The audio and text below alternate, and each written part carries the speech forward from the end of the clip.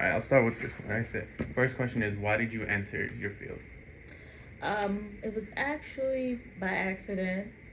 Um, I started the graduate program over at Morgan, and there was a typist clerk position available here, and it was very close.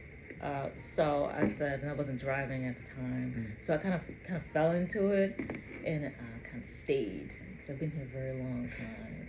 So it wasn't like I intentionally; it just sort of happened that way, and stayed and kind of grew into positions. What was your ideal position if you didn't? I think when I was a HR specialist, I think of all of the duties that I had, I think I enjoyed that. I do a lot of reports and processing and things like that. Um, but go ahead. No, oh, I was gonna say, what are its future prospects? You mind repeating that? What are its future prospects? What are my What are its? I think uh, it's the fields of future. oh, and HR. Yeah, Oh, okay. AI. yeah, a lot of. Absolutely, absolutely. Because when you get a lot of emails every day, some company they have courses on AI with Excel and like you were talking about AI and human resources. Everything is just changing with artificial intelligence. You don't see it quite so much right here, right now, working with the state, but out in the private sector, absolutely. And it's kind of concerning because it's taking away some responsibilities from people, Hmm. but that's just the way technology is, advancements. Yeah. How important are writing and presentation skills in this field? Oh, it's very important. I just hired a communication specialist, and she started maybe a week ago. What you put out in the public is very, very important. From basic English, correct pronunciation. I mean, like punctuation, because people are looking at that. So you want to represent the university. If you're talking about Towson in a good light, because you don't want somebody saying, you have something that's like poorly written. Um, even you just say written communication, or just communication in general. Just written and presentation skills. Okay. Presentation skills very important as well because right across there they have the onboarding session, the new hires session. We have every week. So that's what you're doing. You're presenting information, whether it's about benefits and timekeeping, and you have to do that. It's very important because you're talking to an audience and you want them to get what you're saying. Um, so it's really important Yeah. because you're dealing with people. Yeah. Yeah. Yeah, that's something I struggle with, but I'm trying to get better at. You have to, yeah, yeah. How does emotional intelligence impact professionalism? Emotional intelligence. Ooh. All right. Tell me about emotional intelligence. Uh,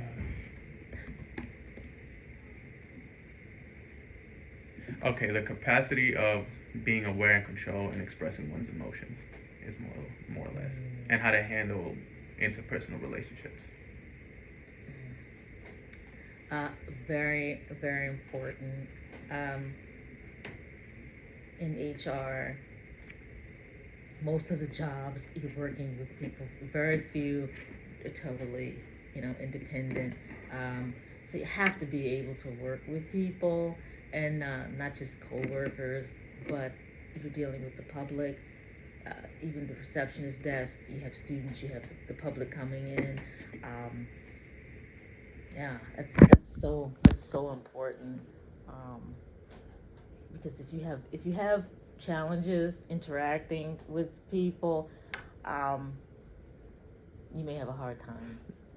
Yeah. What are some effective strategies for finding a job in this field? Mm. I would tell someone like yourself, get your certification if you're interested in HR, from PHR exam, um, because it seems to be they always look for that certification first before education, degrees. Um,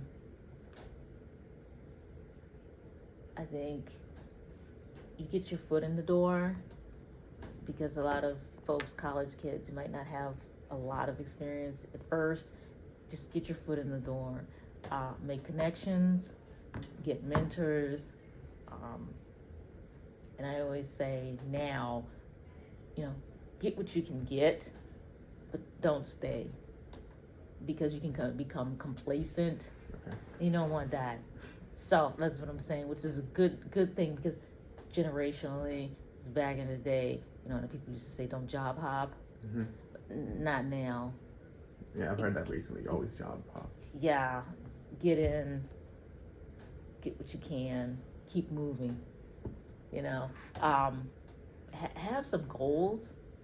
You need to goal set, because like I said, time kind of goes quickly. So make it, you know, if you need to go somewhere else to get what you need, then you have to do that. Okay. What is promoting diversity and inclusion important in the workplace? It's so challenging now, because in this university, it's very important, but elsewhere it's becoming less important and even almost hated in a way. But here at Towson, they've really pushed it, and especially in our office, it's important for reporting. It's always looking, who are you hiring?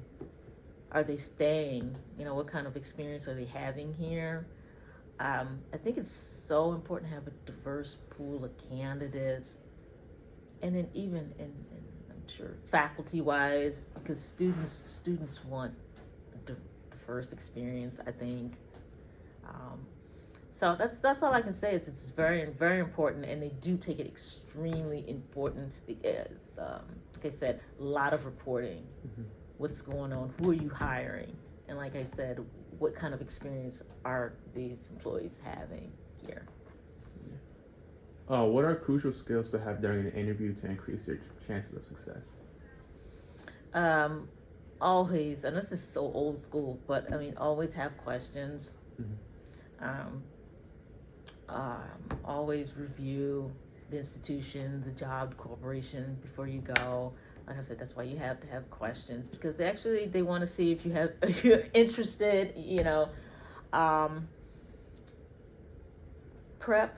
I think it's important to do some prep work. Your skills, because people ask the same generic questions. Your skills, your strengths, your weaknesses, things like that. What can you add to this company? So again, as I said, prep work is really important, but don't overdo it, because sometimes when you come in and they start throwing things at you, sometimes you may forget some things. So to be prepared like that. My teacher said to compare it to like dating. Like you wouldn't want to date someone that's not interested in you. That's how she told me to go for interviews. Yeah, yeah, and I don't know. Like I said, I'm kind of old school with even dressing appropriately. I just saw something. Yeah, no. But I mean, you know what I'm saying. You don't have to overdo it. But I mean, because people write down, you know, people are noticing everything when you come. Of course, that first impression is so important, and everybody's got a notepad. Okay, so they're taking notes of what you're saying, and even, you know, is this person you know, what depends on what kind of job you're going for as well. But there's nothing wrong with looking good, you know. So. What are some essential skills to develop for efficiently resolving conflict in the field? Towson is really good at offering workshops on handling disagreements, things like that. It's important, I think, especially when you're in a supervisory role. Let me see how to say this.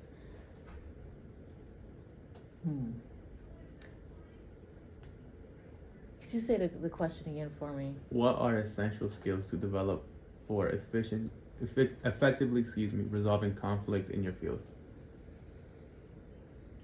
Because I'm trying to think back. Supervisory training I used to have.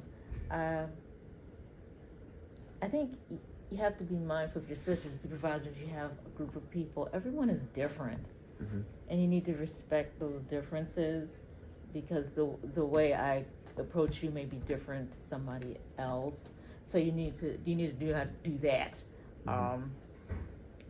Conflict resolution. Can you bring people together and sit down and flesh out whatever the issue is and come to some kind of resolution? That's important. And sometimes some individuals need training. So that's why I've talked about, I really love that we have a lot of training, because sometimes people need additional help because they have to, what is causing the conflict. So you know what I'm saying? Identify the issue. Yeah. But yeah, I think that's important. Identify an issue. What can be done?